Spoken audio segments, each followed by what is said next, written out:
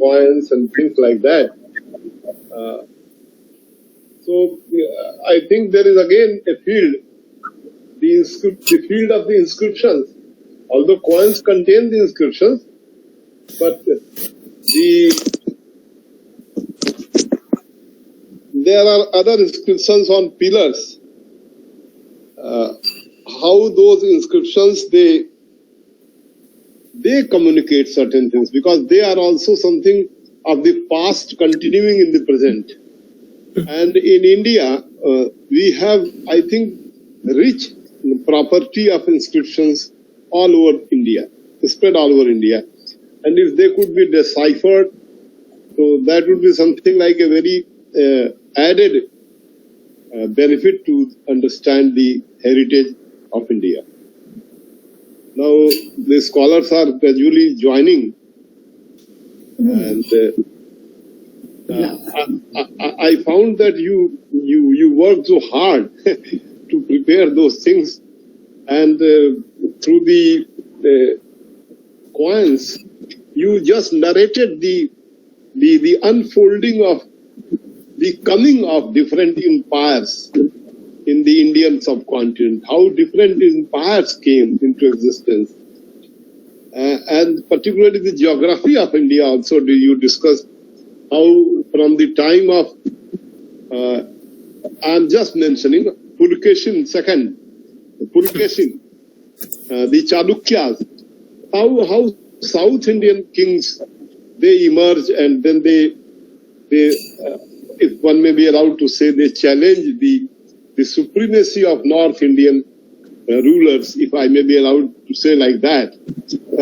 How the Pulkeshins, how the Chalukyas, they conflicted with the Vardhans. And there are inscriptions like a whole inscription where Chalukya mentions how he defeated Harshvardhana as such. So there are inscriptional properties, and of course the coins also they communicate inscriptions. So that is also a very, very good thing to understand the history through them, because they very much express the royal desires and I should say royal dictates and their mind also. So now it is 5 minutes past 2, and the students are joining. So I'm not proving to be an obstacle between you and the students and the audience. So may I request you to kindly start delivering your lecture. Okay. Thank you again for this opportunity to present this talk, Professor Pandey, and I greatly, and now I'm going to move on to my presentation. Thank you.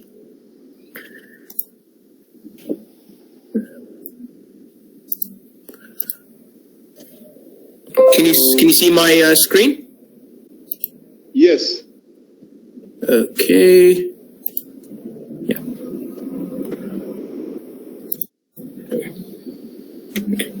So today I'm going to talk about the coins of late classical India, from the fall of the Kushans with the rise of the Guptas to the post-Gupta era, including the Chalukyas, which Professor Pandey had discussed in detail.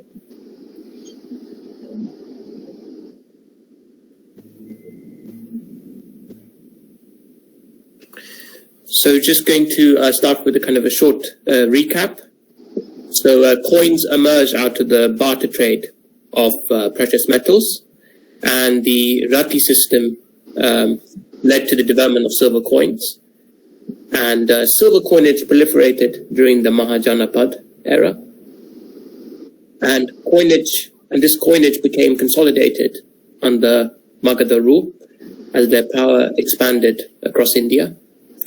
And with the arrival of the Greeks, then you had Hellenistic or kind of Greek cultural influences on the coinage.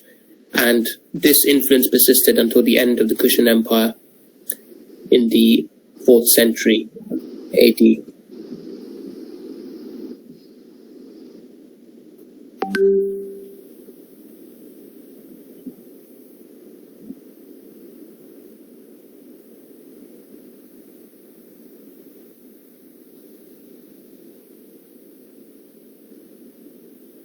So now I'm going to look at one of the early kingdoms to kind of emerge out of the collapse of the Kushan Empire. There's a kingdom known as the Yodayas, who reigned in what is now Punjab and Haryana, and you can see Delhi around here, the Union Territory, so the National Capital Region, and then obviously Delhi here, and the Yamuna River here, and then obviously Western Uttar Pradesh here, and Mathura.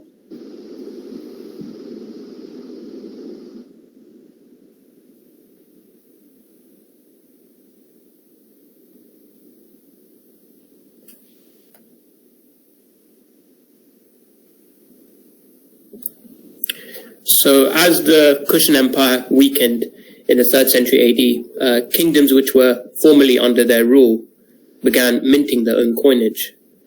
And the Yodayas, who were based in Haryana and Punjab, struck coinage with the image of Kartikeya, the son of the goddess Parvati and Lord Shiva.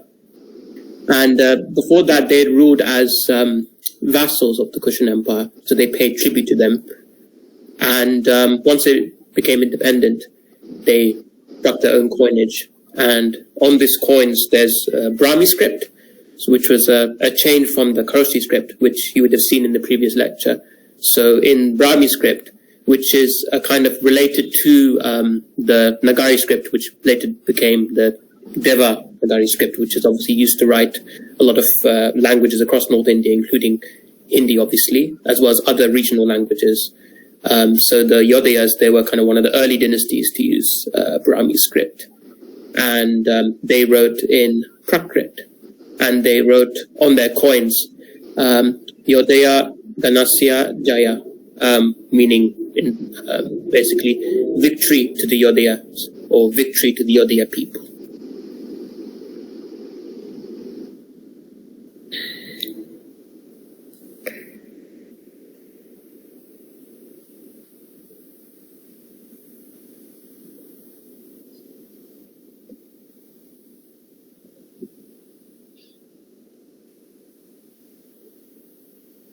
And here is one of the coins struck in either Punjab or Haryana.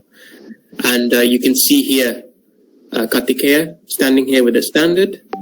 And then I think this is a bird, possibly a rooster, standing to his left. And then you can see the Brahmi script that I described here.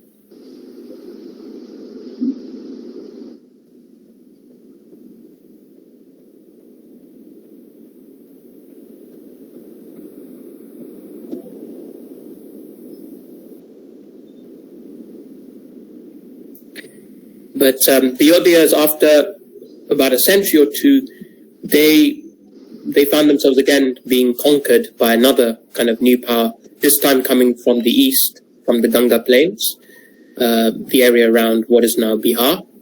This was the Gupta Empire. And one of the early kings, Samudragupta, lists the Yodaya among his defeated enemies in the Allahabad hill inscription in Uttar Pradesh. And now I'm going to move on to talking about the Gupta Empire.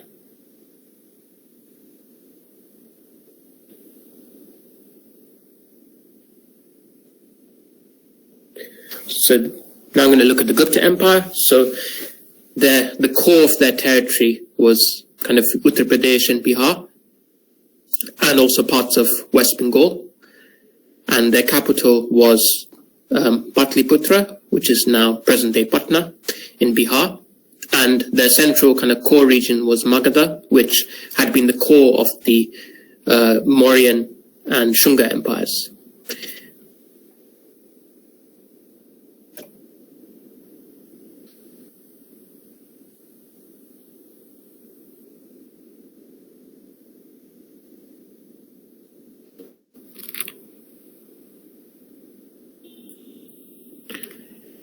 And traditionally, in Indian history, the era linked with the Gupta Empire is considered to be India's golden age, where a lot of kind of a lot of innovation and discoveries were happening, and great works of literature were being produced.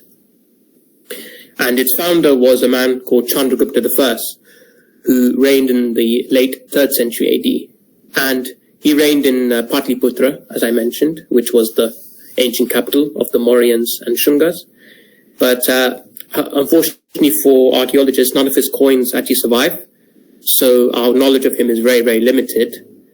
So the earliest Gupta coinage that survives to present is that of his son, Samudragupta, in the 4th century AD.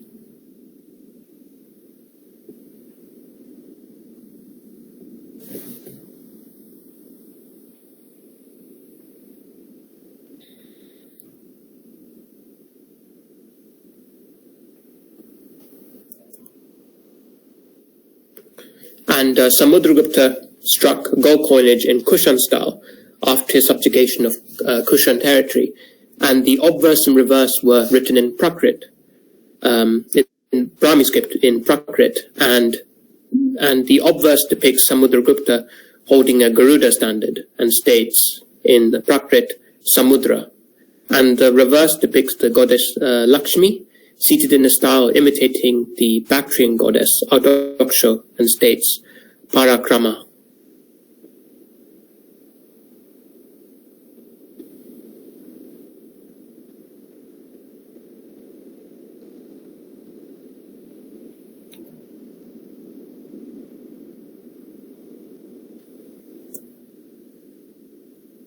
And here is one of those gold coins of Samudragupta. So you can see very typical Kushan style, with the king wearing a kind of royal tunic and with kind of boots, almost like riding boots.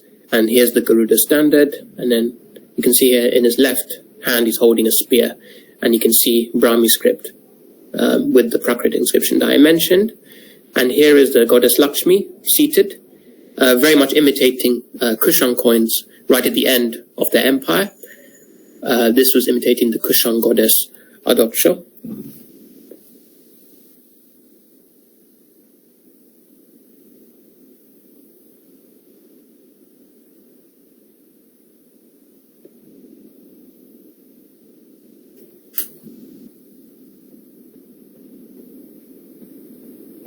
And here is the prototype that you can see that he used. Very, very similar. You can see again, this is a very late Kushan coin from about the same period. So this is King Shaka standing with a royal tunic and riding boots, holding a standard here, and then a trishul here, and a little Zoroastrian fire altar here with his characteristic sigil or tamga, and then the Bactrian goddess Adaksha. So you can see very clearly that the very first Gupta coins were actually copies of Kushan coins. And then over time, they gradually became more Indianized, but you can see the kind of the template that they used.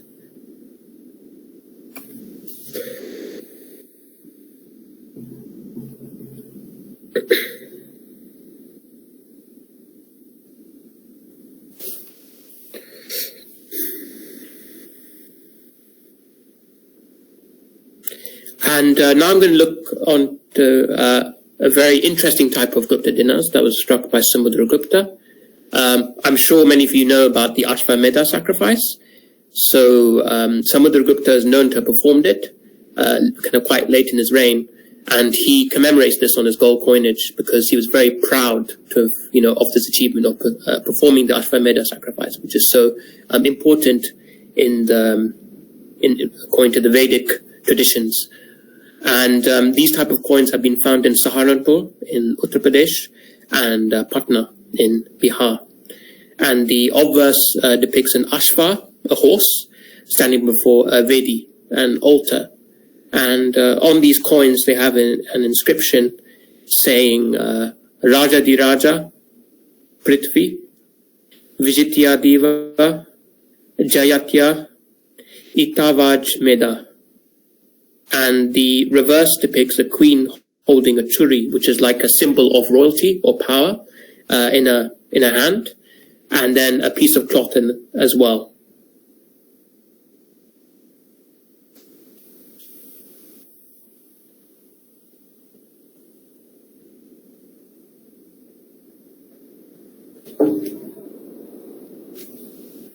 And this is the coin that I was referring to. So you can see here the horse standing before an altar before the sacrifice. So this is depicting the Ashvamedha. And then you can see here the lady that I described holding a churi and then a piece of cloth in the other hand. I believe standing on a lotus as well, here at the bottom. And then you can see here the Brahmi inscription here in Prakrit script.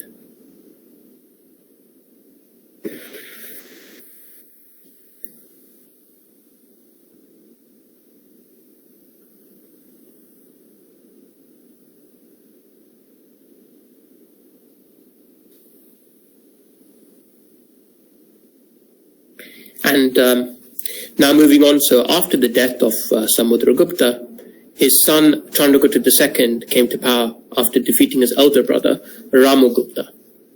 Chandragupta II took the title Vikramditya and expanded the Gupta Empire to Punjab in the northwest and Bengal in the east.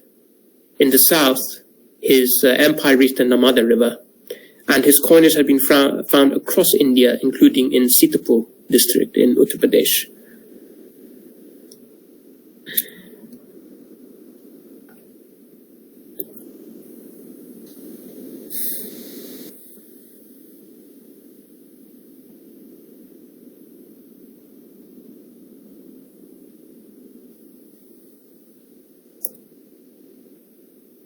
And Chandragupta II, among these conquests were the Western satraps, which I'd spoken about in my previous lecture. He was the king who annexed their territory, and after annexing their territory, he started imitating the silver coins that they used to strike, and his silver drachmas, which they're known as, imitated them, and on the obverse he had a portrait of Chandragupta II. And then on the reverse, he had a depiction of a Garuda bird. And also on the reverse is a Brahmi script stating Parama Bhagavata Maharaja Diraja Shri Chandragupta Vikramaditya.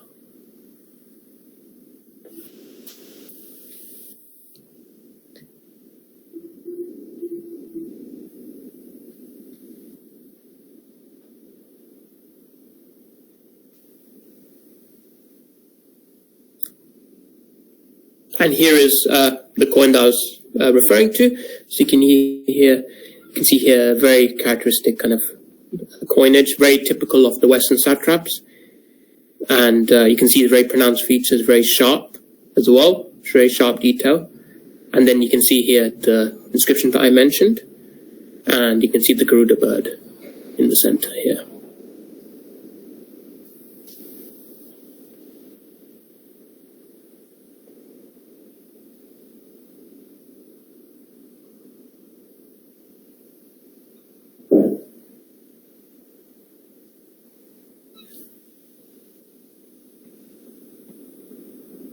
And here is the prototype that he used to base his coins on. So you can see the very close similarities, even the shape of the ears.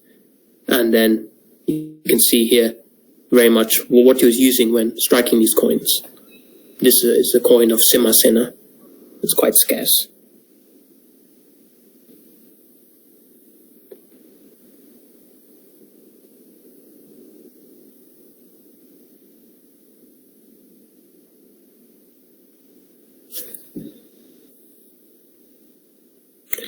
And Chandragupta II also struck gold dinars, just like his father. And then on the obverse, they depict the king hunting a lion. And then the reverse depicts the goddess Durga on a lion. And the obverse states Chandra. And the reverse has written Simha Vikrama.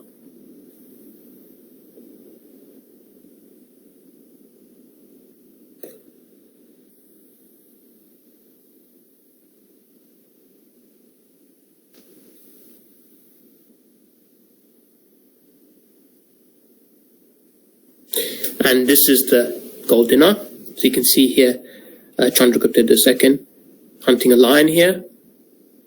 And you can see his bow, very much a king kind of hunting. And then here's the goddess Durga on a lion, which is imagery which is very familiar even today, as the goddess Durga is still depicted in this way. It's interesting to see that this kind of portrait kind of dates back so long ago to the 4th century, so more than 1600 years ago.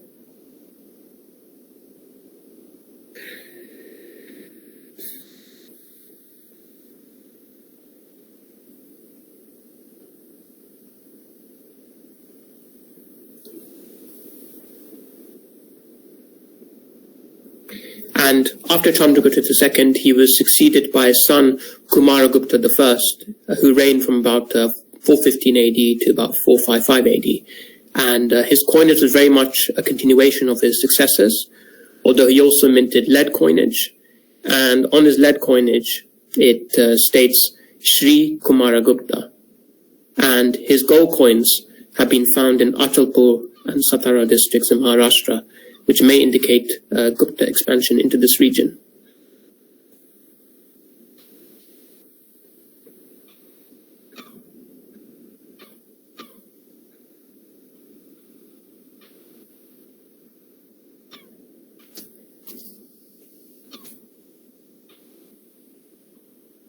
And this is one of the lead coins. So you can see a Garuda bird here, and then the reverse here, more inscriptions saying Shri Kumaragupta.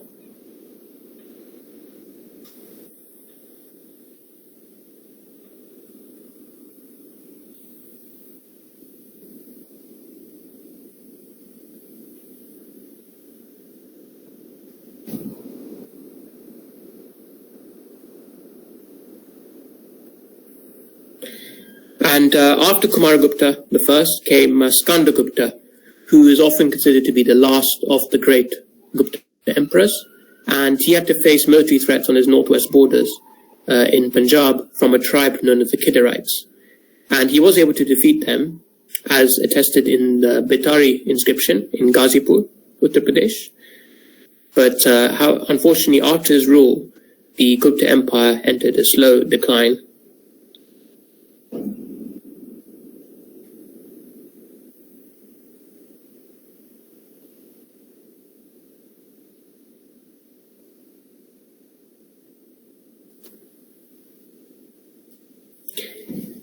And under Kumaragupta, he had issued, sorry, there's a typo there. Sorry, I was supposed to say Skandagupta.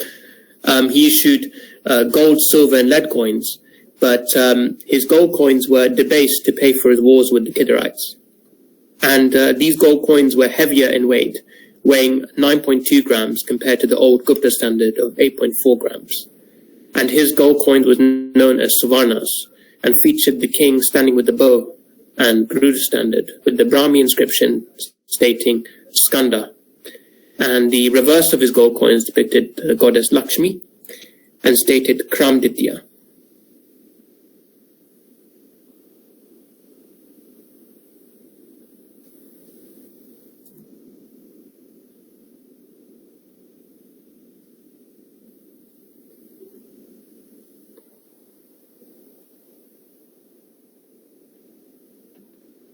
And this is one of the gold Savarnas. As you can see here, King Skandagupta standing here with the bow in his left hand, and then Garuda standard by his right arm. And you can see here the goddess Lakshmi seated on a lotus in the typical Padmasen pose, which I'm sure some of you would know from, which is still a yoga pose even today.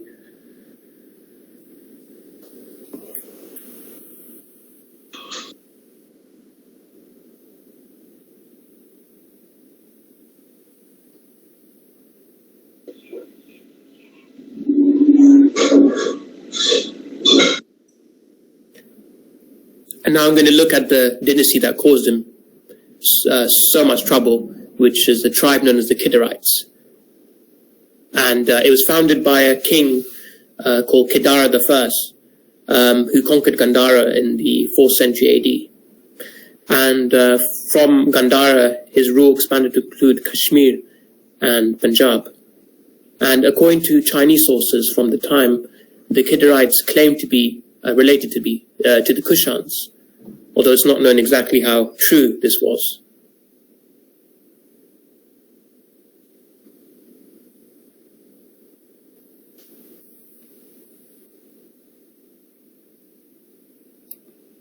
And Kedar I's gold coinage imitated the Kushans, and his silver coinage imitated Sasanian drachmas, although his bust is positioned kind of more forward-looking compared to kind of the right profile, which is typical of Kushan coinage, of Sasanian coinage from the time.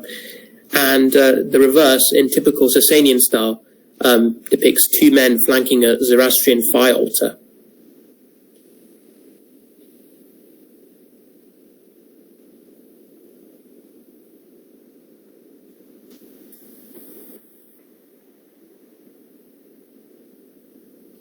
And this is a map of the territory of the Kidarites, geographically showing kind of where they ruled. So you can see here they occupy the northwest region of the Indian subcontinent, particularly the areas of Peshawar and the area around the Khyber Pass. And you can see where they were positioned in relation to the Gupta Empire, and then Kashmir, which they conquered later on, and the Sasanian Empire in Iran.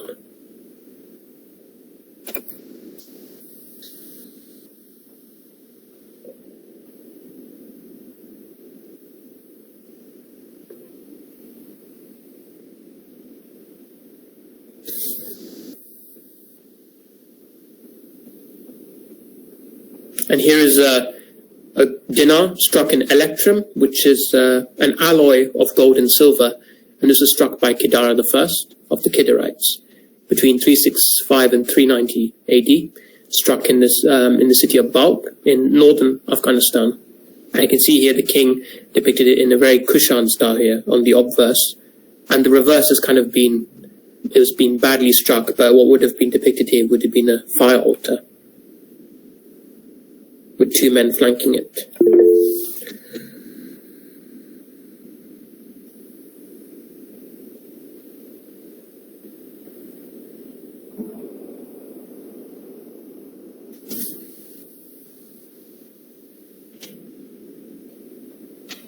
And here is a gold dinar, also by Kedar I, struck between 350 and 390 AD, and this was struck in Gandhara mint, so this kind of northwest part of the Indian subcontinent. You can see here Kedar I in kind of a typical Kushan style, making offerings in the Zoroastrian fire altar, and he's holding a spear. And then this is a depiction of probably the goddess Lakshmi, in very much imitating the Kushan depiction of their goddess Adaksha. So they're very much following the prototype that was established before them.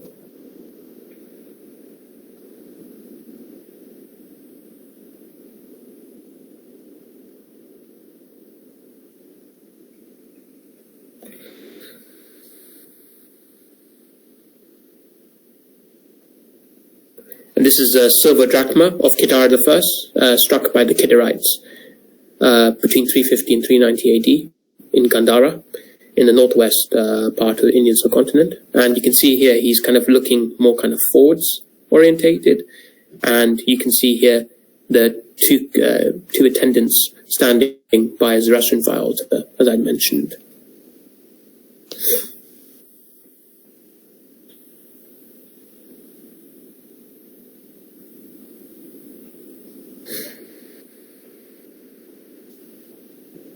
And this is the prototype that he would have used.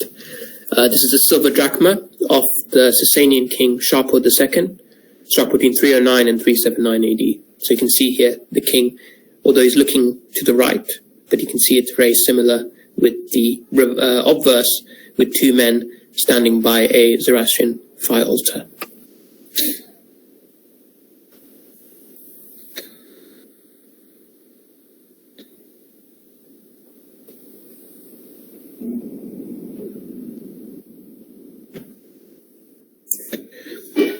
And as I mentioned before, under King Skandagupta, the Kidarites had waged war with the Gupta Empire, and their conflict with the Guptas caused a lot of disruption to regional trade in the area, and the economic damage was considerable to the Gupta Empire. And however, the Kidarites would ultimately decline after a series of kind of counterattacks, and they declined and retreated to Kashmir. And in Kashmir, they continued to mint coinage until succumbing to a kingdom known as the Alcon Huns.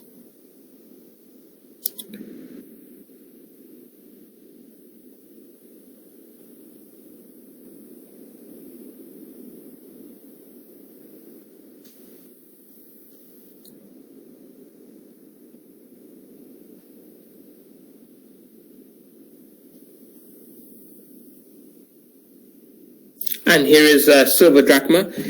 Unfortunately, it's an anonymous issue, so we don't know who exactly this is, but it was struck by the Kidarites. And you can see a portrait here of the king. He's looking quite menacing, in my opinion. He's looking like he's very much wants to show that he's kind of a very powerful king, not to be really challenged.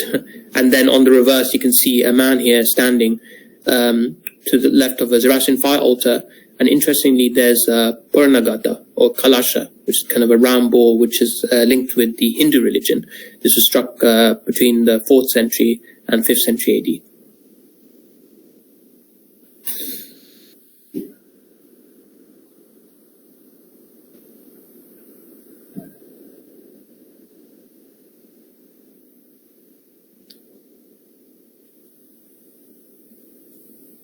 And then I'd shown this coin before, but this is a gold stater struck by Yaditya by the Kidarites after they'd fled to Kashmir after being defeated. This is struck around the late 5th century AD.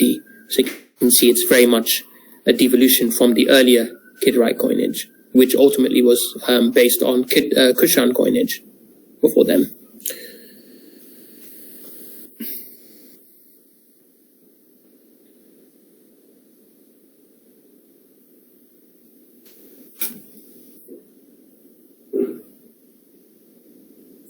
And now I'm going to look at the Alcon Huns. So this was a dynasty that had defeated the Kidarites. So they arrived in the Indian subcontinent after conquering Bactria in northern Afghanistan, and they advanced into Gandhara and conquered Kabul from the Kidarites in the 4th century AD. And by the 5th century AD, the Alcon Huns had secured power by helping the Sasanian emperor Peruz I defeat the Kidarites. And however, this wasn't enough for the Alcon Huns, as they declared their autonomy under King Mehama, and they went on to annex the rest of Gandhara and Punjab from the Kidarites. And this made them the dominant power in northwest India.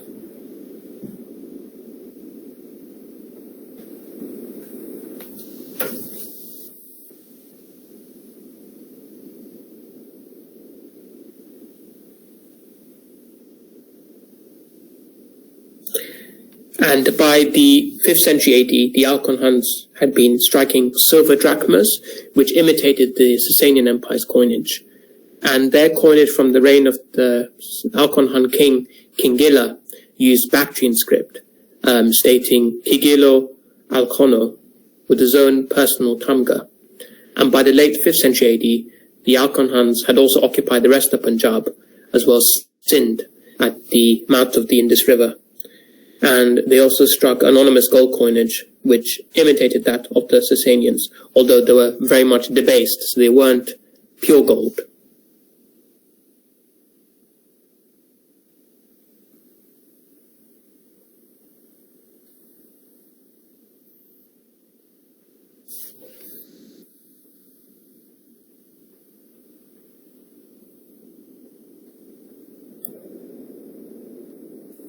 And this is a silver drachma of Kingila.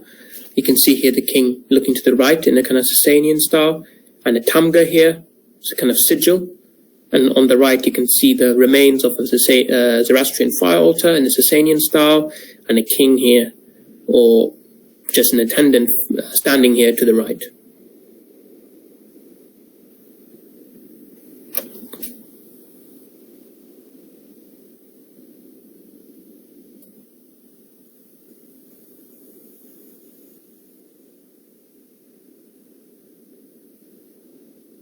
And here is a debased gold dinner struck, an anonymous issue struck by the Alcon Huns in the 5th century AD. You can see here again, king looking to the right with a tamga or sigil, and then two men standing by a Zoroastrian fire altar.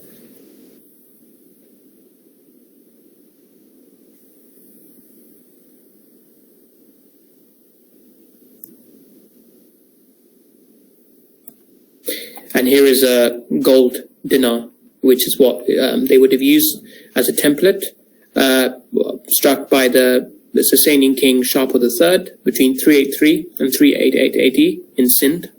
You can see here the Sasanian king looking to the right, and then two men standing by a Zoroastrian fire altar.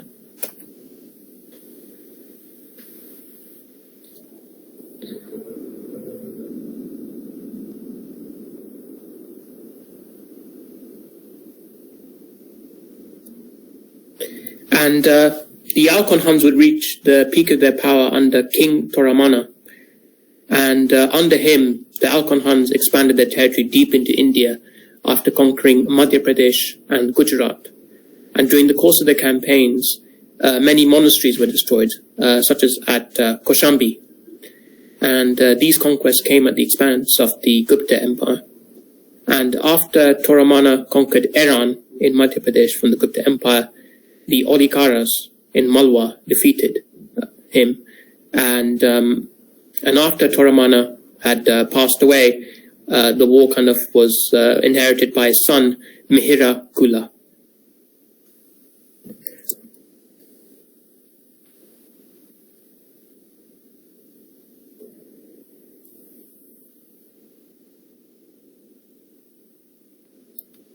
And Toramana also struck gold dinars in Gupta style, in addition to silver and copper coins.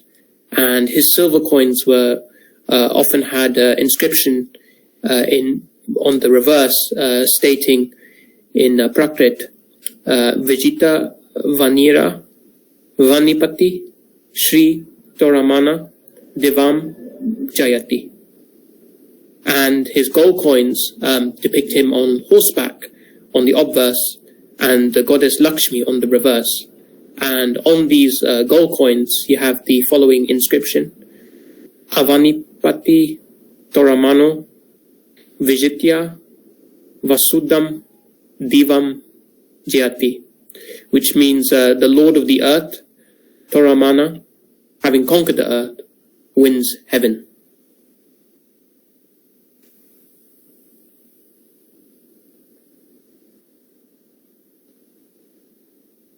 And this is the gold coin that I referred to. So you can see Toramana here in kind of a Kushan style, again hunting an animal. And you can see a bow here, because he was a nomad who fought on horseback, as was characteristic of the kind of nomadic horsemen that were invading India at this time. And then here's the goddess Lakshmi, again in a Padmasen pose on a lotus.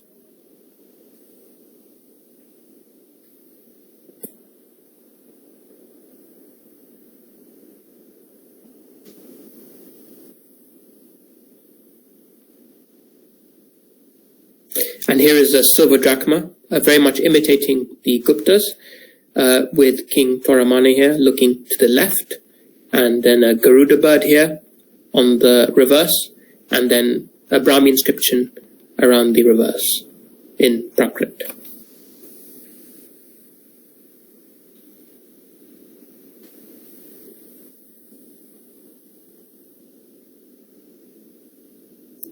And here is a copper coin of Toramana, struck in the 6th century AD. And on the obverse, you have the letter Bu in Brahmi script.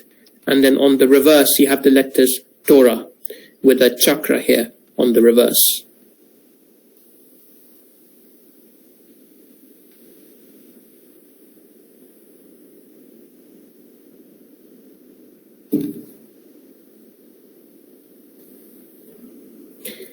And after, as I mentioned before, Toramana was succeeded by Mihira Kula as ruler of the Alcon Huns.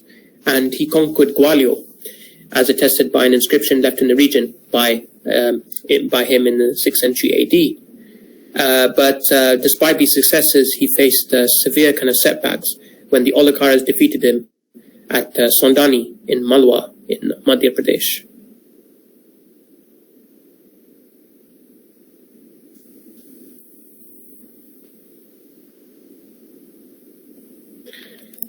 And as the Olikaras began fighting back, they were they were kind of assisted by the Gupta Empire, which, although was still in decline, was willing to join forces with other kingdoms to kind of expel the Alkon Huns from India. And it was Narasimha Gupta was the king who assisted there, the Olikaras. And after the severe defeats that he suffered in Madhya Pradesh, Mihirakula retreated to Punjab, and before losing much of these territories by 542 AD. And the Alkon Huns re-established themselves in Gandhara and Kashmir, and they continued to rule into the 7th century AD, when they clashed with the Vardhana dynasty in North India. But during that period, later on, they would disappear completely and be annexed by a new kingdom from Gandhara, which had emerged in Afghanistan, called the Turkshahis.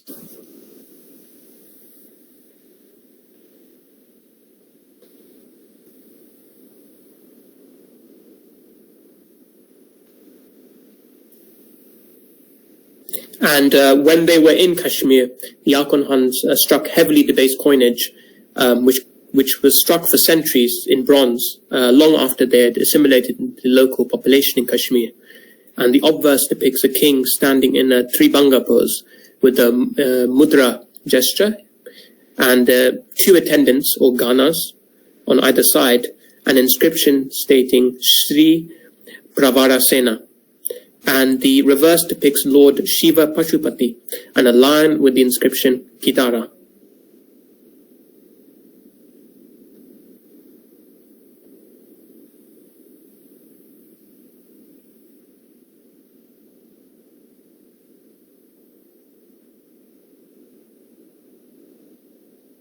And here is the coin that I mentioned. It's very heavily debased, so very little gold content in these coins, so perhaps 5% or even less, very minimal. But you can see here the Alkon Han king on the obverse with the two ganas, and you can see the mudra pose that I described, and you can see here Lord Shiva Pashupati with a lion here, and I believe probably other animals here.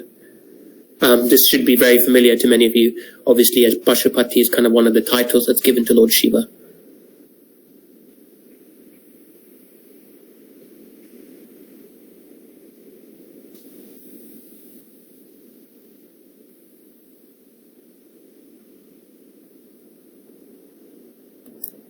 And you can see here a bronze dinar struck by Toramana II of the Alkon Huns of Kashmir around the 6th century AD. So you can see it's based on what had come before, and you can see here Toramana II, this time in a more Kushan style, with a spear in his left hand, and then in the right hand he's kind of giving offerings in the altar, very reminiscent of kind of Kidarite or even Kushan coinage. And then here on the reverse you can see Lord Shiva Pashupati in a pose here again, but very much quite degraded, as by this time the original design was kind of being lost.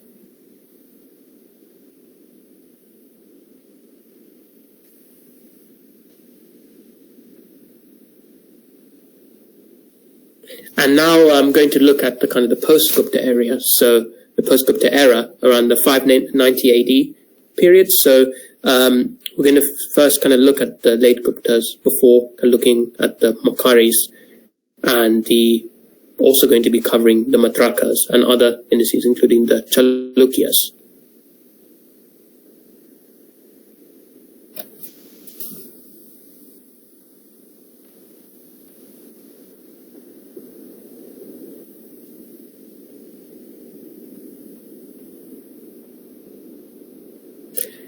So first going to look at the later Guptas. So by the late 6th century AD, the Gupta Empire had shrunk in size to a territory comprising Vidisha in Malwa to the edge of the Brahmaputra Valley in Assam.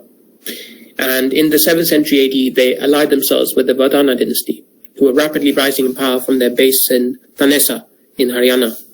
And under the rule of Mahasena Gupta, the later Guptas suffered a series of military setbacks at the hands of their enemies including the Makaris in Kannauj in Uttar Pradesh and the Tibetans.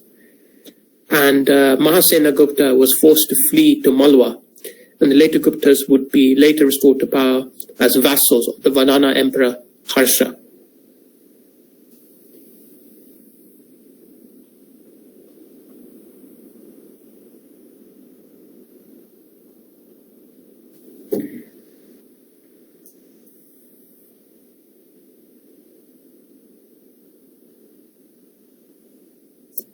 And after the death of the Vardhana Emperor, King Harsha, the later Gupta Empire had a brief kind of revival in fortunes under their ruler Aditya Sena.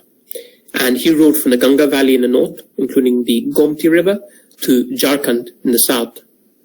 And the later Guptas finally came to an end when Jivita Gupta II was defeated by King Yashovarman, who founded the Varman dynasty in Kannauj around 750 AD, so the middle of the 8th century AD.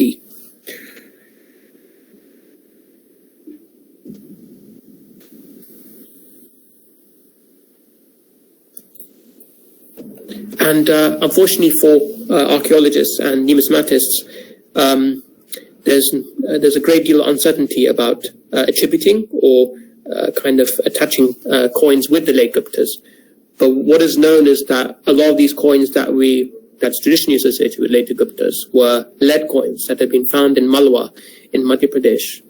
And these were crude imitations of early Gupta coins, so very much degraded with the base form of the earlier coins of the Guptas. And these followed a kind of a similar prototype, though, with the king armed with the bow and arrow on the obverse and the goddess Lakshmi on the reverse.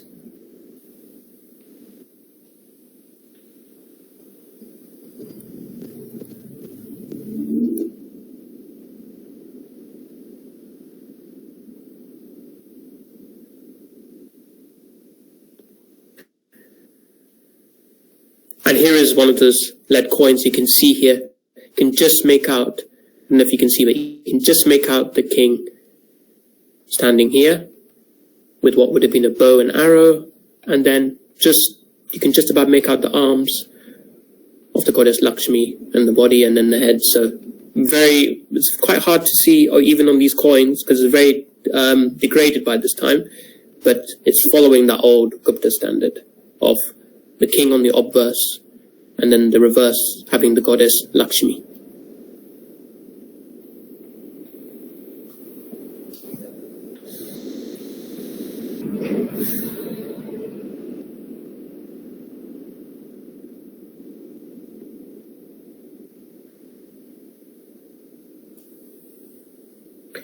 And now I'm going to look at the Matraka dynasty, which was a dynasty based in Vallabhi in Gujarat. And they established their power under Bhatarka, who proclaimed an independence in 475 AD in the Saurashtra region in Gujarat. And he had been a general in the Gupta army and had served as a military governor in Saurashtra. And the Matrakas initially stylized themselves as Senapati, or general, until the reign of Bhattaka's son, Dronasimha, who reigned from 499 to 519 AD. And it was Dronasimha who was the first Matraka ruler to take the title of Maharaja, which is obviously a very common title for kings in later centuries.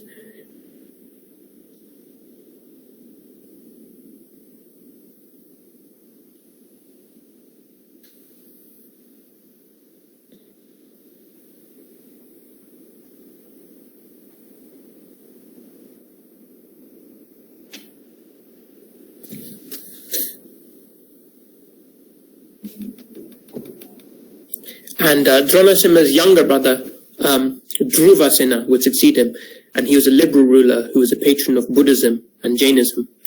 And he gave grants to Buddhist monasteries as well as the Brahmins in Vadnagar. And this policy was continued by later Matraka rulers, including Guhasena, who reigned from 553 AD to 569 AD, and Siladitya I, who reigned from 590 to 615 AD. And by the reign of Dharasena IV, between 641 and 650 AD, the Matrakas had conquered most of Gujarat, as well as controlling Ratlam in Madhya Pradesh.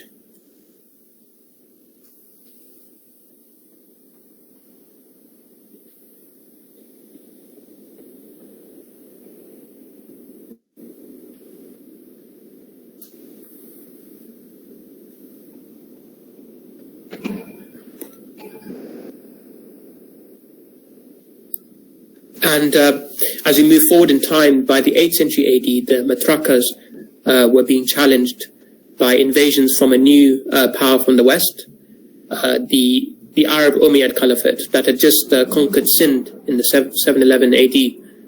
And these invasions were repelled, but attacks continued until about 776 AD, when the Arabs finally decided to halt their attempts to expand into India. And from that time, the Arabs had stopped attacking Gujarat. But these invasions took their toll on the Matraka dynasty, and by 783 AD, they came to an end, and the empire collapsed.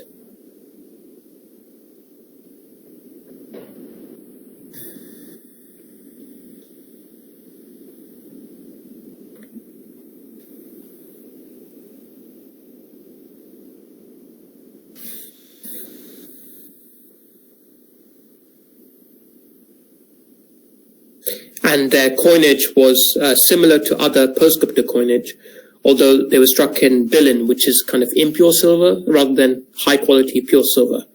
And the obverse depicts their monarch or king in Gupta style, and the obverse depicts a Trishul, which in this context represented the Matraka's worship of Lord Shiva.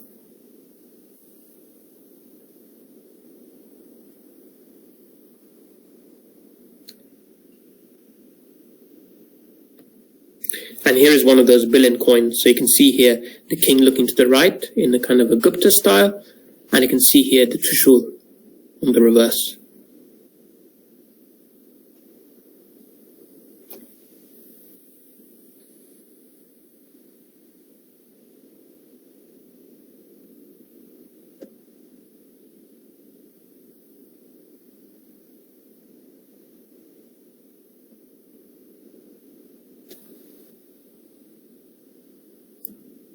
And now we're going to move forward in time, or to a different region, actually, I should say, to Kannauj in Uttar Pradesh, where the Makaris established their power. When the king Hari Varman took power after breaking off from the Gupta Empire, because they'd served as vassals before, and in 550 AD, Hari Varman took the title of Maharaja, and his capital, as I mentioned, was Kannauj in Uttar Pradesh, which will feature quite prominently in this era as an important political center in North India.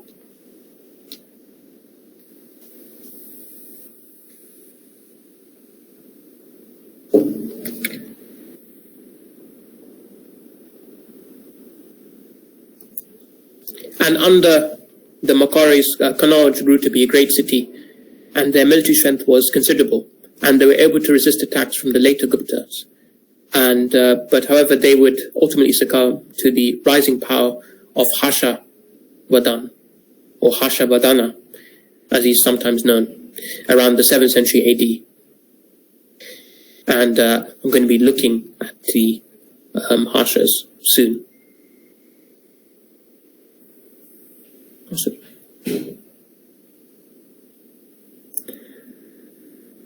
But before that, I'll look at the coinage that the Makaris struck. So again, these imitated the Guptas, and with a portrait on the obverse, and then a Garuda on the reverse with Brahmi script. And on the coins of Avanti Varman, for example, you have the portrait, and then the Garuda on the reverse, and the inscription in this case states Vijita Vanir, Avana Pati, Shri Avanti Vama, Divam Jayati.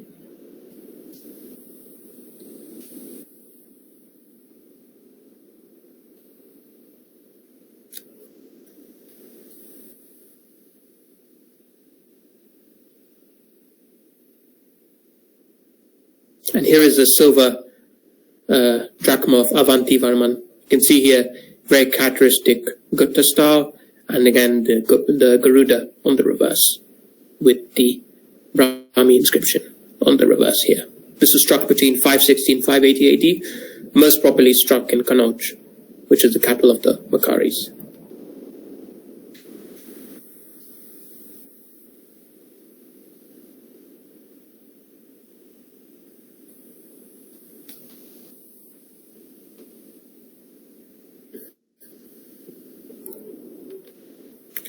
Now I'm going to look at the empire of King Harsha. You can see here that they had defeated the Makkaris and made them their tributaries, and then you can see here the late Guptas with their borders bordering the Gauda kingdom, which became a rising power in what is now based in what is now Bengal. And you can see that they also bordered the Matrakas.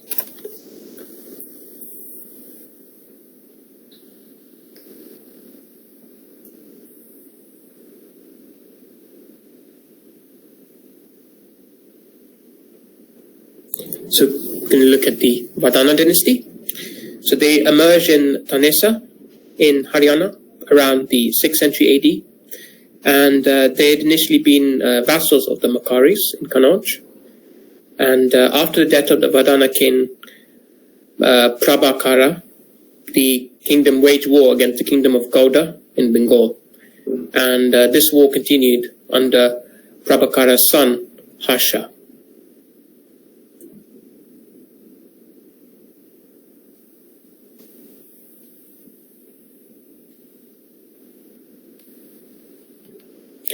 And King Harshavardhan, the most famous king to emerge after the collapse of Gupta power in North India, he was crowned king in 606 AD, and he made Kannauj his capital, which is in Uttar Pradesh, as I mentioned. And he waged an unsuccessful war at the Chalukyas along the Narmada River, which made the Narmada River the southern boundary of his empire. And he's still remembered even today as a benevolent ruler, and he was very tolerant towards Buddhism, and he was a devotee of Lord Shiva. But after his death, the empire the Vardhana dynasty and the empire declined and collapsed quickly in 647 AD. So it's very much centered on him by that stage.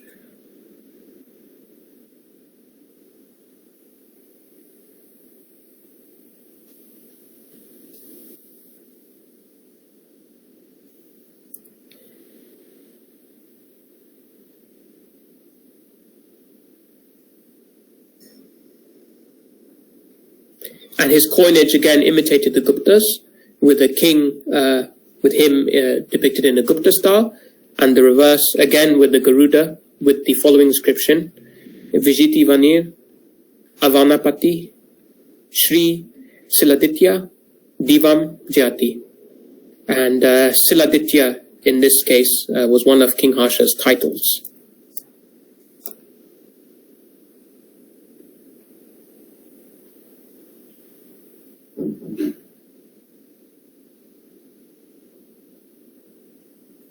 And here is the depiction of the coins. You can see here King Harsha in a Gupta style, and the Garuda again with the inscription here on the reverse.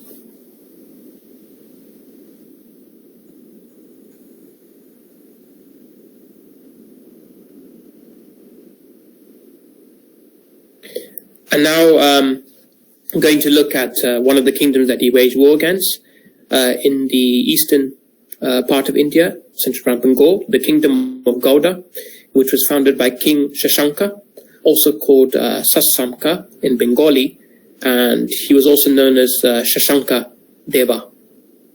And he ruled as Mahasamanta, or a high-ranking feudatory, on the behalf of the later Guptas, before overthrowing their king Mahasena Gupta in 590 AD. And his capital was in Karnasovana in West Bengal. And he fought against the Makkaris and Harshavardhan. But these conflicts were inconclusive, and he was forced to retreat to Bengal.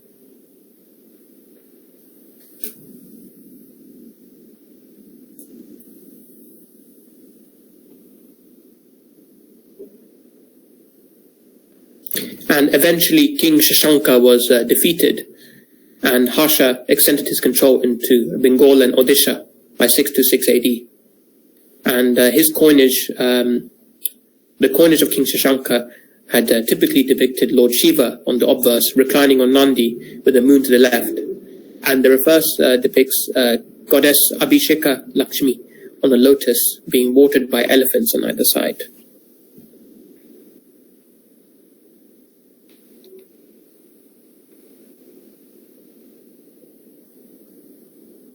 And here is one of those debased gold dinars. You can see here the goddess Lakshmi.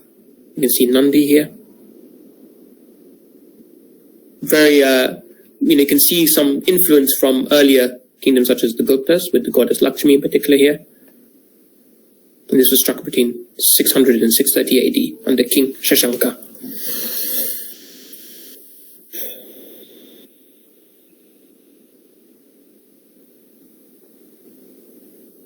Now I'm going to look at another dynasty that emerged, the Kalachuris, which was established in Malwa in Madhya Pradesh by King Krishna Raja, who reigned from 550 AD to 575 AD.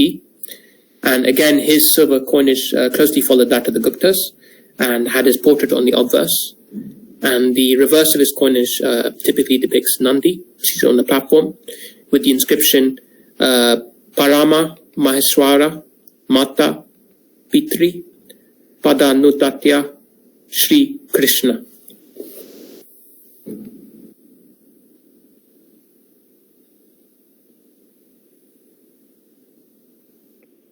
And here is one of the silver replica of Krishna Raja, struck between 550 and 575 AD. You can see here Nandi, and then King Krishna Raja on the obverse.